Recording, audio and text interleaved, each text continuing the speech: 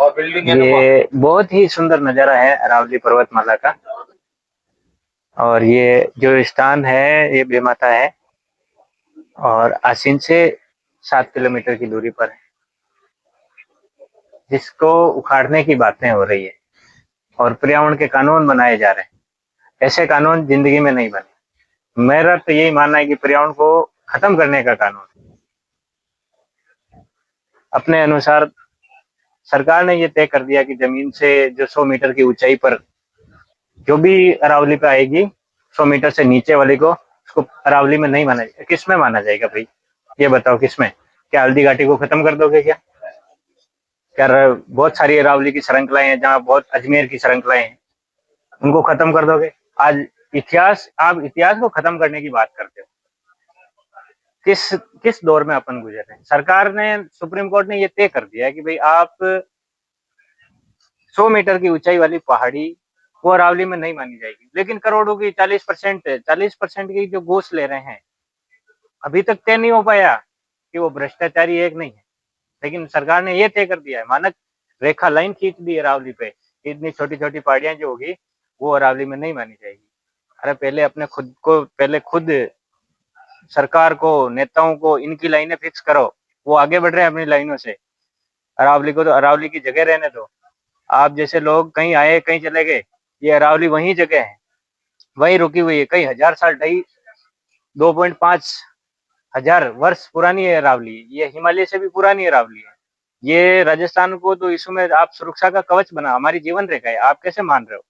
आप एक, मतलब एक परिभाषा से माप दिया है कि 2 लाइनें लिख दी आपने कि 100 मीटर से नीचे वाली जो पहाड़ी होगी वो अरावली नहीं होगी, वो ऊपर ऊपर थाका गरु ले रहा होगी पहाड़ी ने और ऊंची करा के 100 मीटर नीचे ऊंचा ऊंचा ले ये अरावली में अवसर देखो।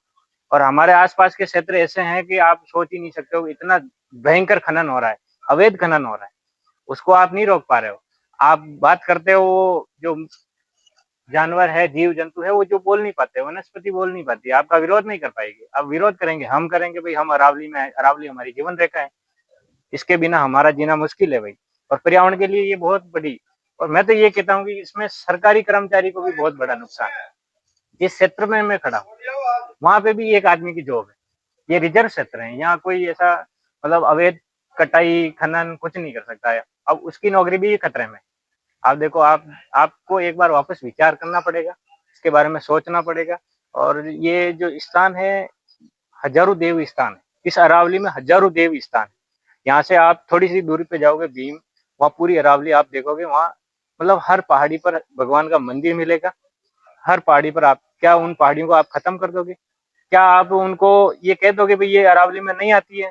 तो जो खनन माफिया हैं उनको तो मजे आ जाएंगे, वो तो उस पहाड़ी को ही खत्म कर देंगे। तो आपने क्या तय किया? मैं तो ये सरकार से ये निवेदन करता हूँ कि लोगों के सामने लाए कि क्या इसके कोई कानून बने हैं, क्या खनन के कोई कानून है या रोकथाम के कोई कानून है। चाहे वो 100 मीटर से कम वाली अरावली है, उसके बचाव के आपने क्या नियम बनाए, वो आपने अभी तक तय नहीं करे। तय करने पड़ेंगे, चाहे वो सुप्रीम कोर्ट हो, हाई कोर्ट हो, किसी को भी आपको तय करने पड़ेंगे, चाहे सरकार हो, कुछ भी हो।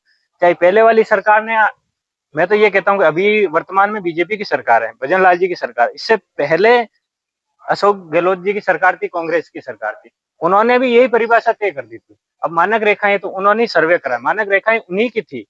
उन्होंने सुप्रीम कोर्ट को भेजा, केंद्र सरकार को भेजा, केंद्र सरकार ने सुप्रीम कोर्ट में भेजा। तो मैं तो यही कहना चाहता हूँ कि भाई आप अपनी मानक रेखाएं तय कीजिए, अरावली को अरावली की जगह रहने दीजिए और आप इससे छेड़खानी मत कीजिए। बाकी आपको भुगतान करना पड़ेगा, पता ही नहीं चलेगा कि यहाँ किसकी सरकार थी पहले। और मैं स्थानीय विधायक सारे सबसे कहना चाहूंगा, अरावली के पक्ष में खड़े हुई है, पार्टी के पक्ष में मत खड़े हुई है, और अरावली हमारी जीवन रेखा है। नमस्कार दोस्तों, आज अपन आए हैं यहाँ पर राजू जी के साथ में, यहाँ बेमाता रानी। और ये माता जी का जो मंदिर है, ये मतलब बहुत प्राचीन मंदिर है और ये अरावली पर्वत श्रृंखला के मध्य यही है। और राजू जी, आप क्या कहना चाह रहे हो? आज अपन यहाँ मंदिर में आए हैं, तो मंदिर के बारे में आप क्या कहना चाहोगे? ऐसी मान्यता है राजस्थान में, भीलवाड़ा जिला आसीन तहसील के अंदर, आसीन तहसील के पास में, वैसे तहसील मंदिर में मांडल लगती है। तो उसी मांडल तहसील के अंदर ये अरावली की छोटी पहाड़ियां हैं जिसमें ये मंदिर है। और ऐसी मान्यता है कि इस मंदिर मतलब हर जन्म लेने वाला व्यक्ति इस मंदिर में आता है लगभग, क्योंकि ऐसी मान्यता है कि इन माताजी का नाम जो है बेमाता रानी है और ऐसा बोलते हैं कि अपने जीवन में क्या होने वाला है, सारी जीवन की जो रेखाएँ हैं, बेमाता के द्वारा लिखी जाती हैं। तो ये बहुत ही अच्छा मंदिर है और अरावली की पहाड़ियों में है, मुख्य रूप से। तो आज हम ये वीडियो बनाने का मुख्य कारण ये है कि ये मंदिर भी अरावली की पहाड़ियों में है और गवर्नमेंट ने अभी एक आदेश निकाला, हाई कोर्ट ने सुप्रीम कोर्ट ने एक आदेश दिया कि 100 मीटर के दायरे में जो पहाड़ियाँ नहीं आती है, यानी कि 100 मीटर से कम की जो पहाड़ियाँ हैं, उन सबको दोहन के लिए लीज़ दे दिया जाएगा। तो ये पहाड़ी भी 100 मीटर से नीचे ही आती हैं।